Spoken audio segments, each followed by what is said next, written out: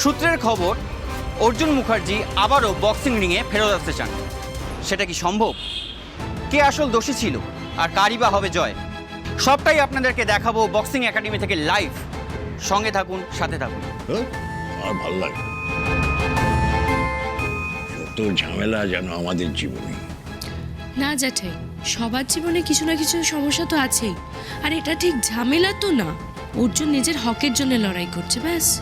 তাও বোমা, চিন্তা তো হয়ই, কোথাকার অশান্তি কোথায় গিয়ে গড়ায়।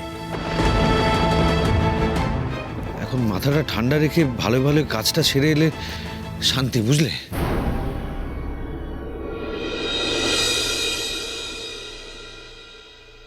ফরিং, তুমি ঠিক আছো তো? ফরিংকে তো ঠিক থাকতেই হবে, অর্জুনের স্ট্রেংথ না। আমি তো যেতেই পারলাম না বড়দিদি। আমি গেলে হয়তো একটু সাহায্য হতো, যেতেই দিল না আমাকে। না না, তোমাকে নিয়ে যায়নি তো স্বাস্থ্যের কারণে। তবে অর্জুন জানে তুমি ওর পাশেই আছো। জ্যাঠাই, আমি শুধু চাই যে অর্জুন বাবু সঠিক বিচার পান, আর তার জন্য আমাকে যা করতে হয় আমি করব। আজকে যদি কাজ না হয় আমি পরের দিন যাব, কারোর বাধা আমি মানব না। যতক্ষণ বাবুর সন্তান তোমার মধ্যে বড় হচ্ছে, তোমাকে নিজের অযত্ন আমি কিছুতেই করতে দেব না। পড়ি দেখি কাজ যেতে তোমার না আমার। এই প্রসঙ্গে আপনাদের জানিয়ে রাখি, অর্জুন মুখার্জি ছিলেন রাজ্যের সব থেকে সম্ভাবনাময় বক্সার। রাজ্য বক্সিং একাডেমির আচমকা অর্জুন মুখার্জিকে ব্যান করার খবরটা রাজ্যের ক্রীড়া মহলে সাময়িক আলোড়ন তুললেও এই সম্পর্কে কিন্তু বিশদে কিছু জানা যায়নি। এতদিন পর নতুন করে আবারও বিষয়টা সামনে আসায় রাজ্যের ক্রীড়া মহলে নতুন করে আবারও আলোড়ন উঠবে এই বিষয়ে কিন্তু কোনো সন্দেহ নেই। কি বুঝছো? অর্জুনের চান্স পাওয়ার কোনো আশা আছে নাকি? আমার কিন্তু মনে হচ্ছে না। বেকার বেকার এইভাবে হুৎসুতি করে কোনো লাভ হবে না। দেখো, দাঁড়াও না, শুনতে দাও না কি বলছে। মিস করে গেলাম। প্রেসের লোকজন তো অনিমেষ মিত্রকে প্রশ্নটা করেইছে, দেখো না উনি কি বলে। এখন তো অর্জুনের পেছনে ফড়িং রয়েছে না, সে তো আবার ন্যাশনাল জিমন্যাস্টিক চ্যাম্পিয়ন। ওর তো একটা জোর আছে, সেটা তো খাটাবেই। দেখো কি বলছে। সেটাই, শুধু তাই নয় গো, ওই মেয়ের আরো অনেক ক্ষমতা আছে। ওর আগের বর সে তো এখন থানায় রয়েছে, আর তার সন্তানকে নিজের পেটে নিয়ে অর্জুনের সঙ্গে সংসার করছে। আরে বাবা, আমার দিকে এইভাবে তাকিয়ে কি দেখছো? আমি কিচ্ছু ভুল বলিনি, আমি যা বলছি সবটাই ঠিক। আমি তো নিজে কানে শুনেছি, মা কাল রাত্রেবেলায় ওই অর্জুনকে বলছিল ফোনে, তোদের কি সন্তান হবে না?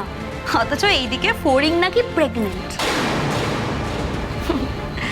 তার মানে ওই বাচ্চাটা বড় হওয়ার পরে অন্যের বাচ্চা, সে নাকি ওই অর্জুনকে বাবা বাবা বলে ডাকবে। এসব কথাও শোনা হয়ে গেছে তোমার মেজ বৌদি? সত্যি আরই পাতায় তোমার জুড়ি মেলা ভার। তুই একটু চুপ করবি? একটা খবর দেখছি তো, খবরটা দেখতে দে। তা দেখবো বলেই তো এলাম।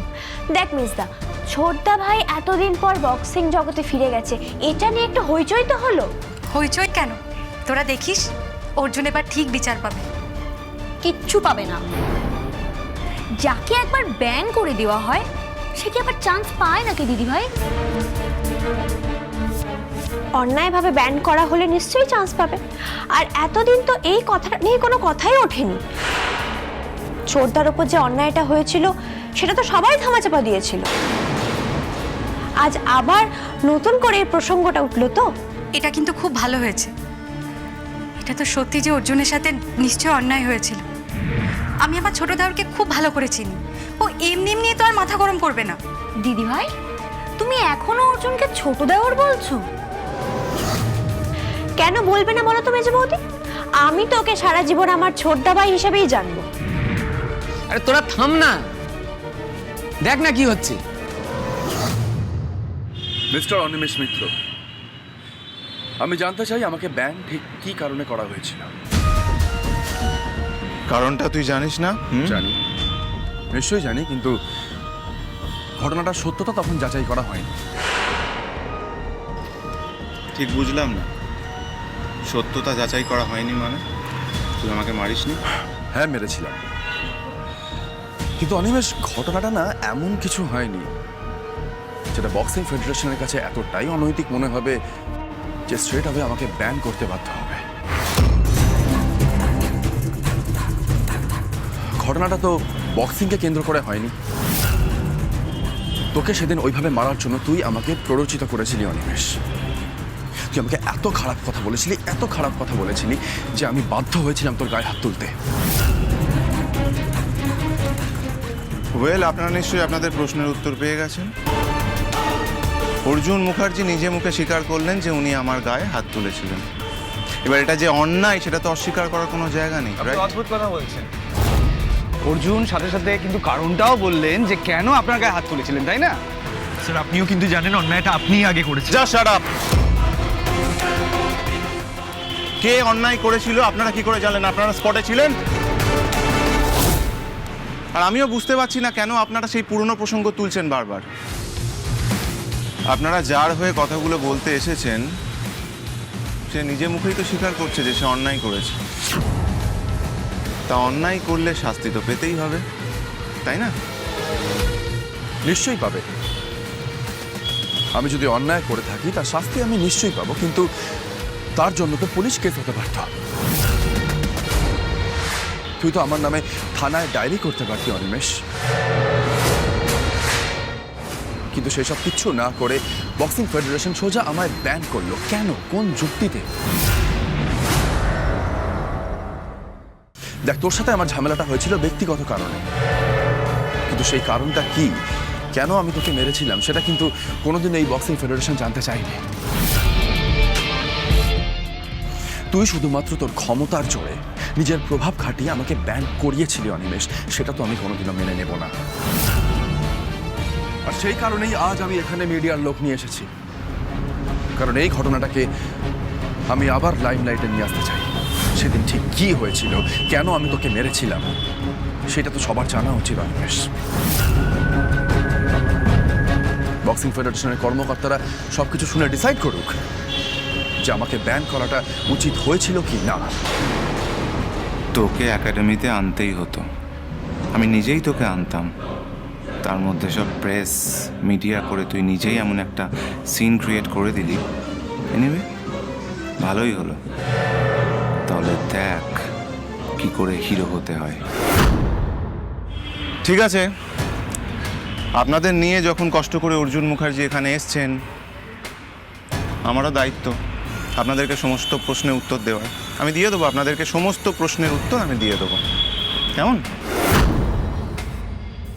আপনারাও জানুন, আপনাদেরও জানার অধিকার আছে যে অর্জুন মুখার্জি কি এমন অন্যায় করেছিল, কিভাবে বক্সিংকে কলুষিত করেছিল, যার জন্য বক্সিং একাডেমি বাধ্য হয়েছিল তাকে ব্যান করার জন্য। আমিও প্রমাণ করে দেবো যে অর্জুন মুখার্জিকে ব্যান করে বক্সিং একাডেমি কোনো রকম অন্যায় করেনি। আরও প্রমাণ করুক যে ও কোনো রকম ভুল করেনি। ফাইনালি আমি একটাই কথা বলতে চাই, অর্জুন মুখার্জি বক্সিংয়ের কলঙ্ক ছিল আর আগামী দিনে কলঙ্কই থাকবে।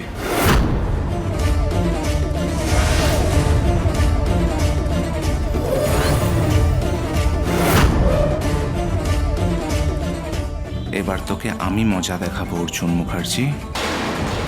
আগে অন্যায় করে থাকিস বা না থাকিস, এবার আমি তোকে দিয়ে অন্যায় করাবই, অনেক বড় অন্যায়। এত বছর পরে যখন একাডেমিতে ফিরলাম, মানে ওখানে গিয়ে মনে হচ্ছিল যে এটাই আমার জায়গা। ব্যাস, আর চিন্তা নেই, আপনি আবার আপনার জায়গায় ফিরে যাচ্ছেন। এবার নিজের প্রাপ্যটা বুঝে নিয়ে অর্জুনের আবার বক্সিংয়ের দুনিয়ায় ফিরে আসার পালা, সেটাও হয়ে যাবে দেখবেন।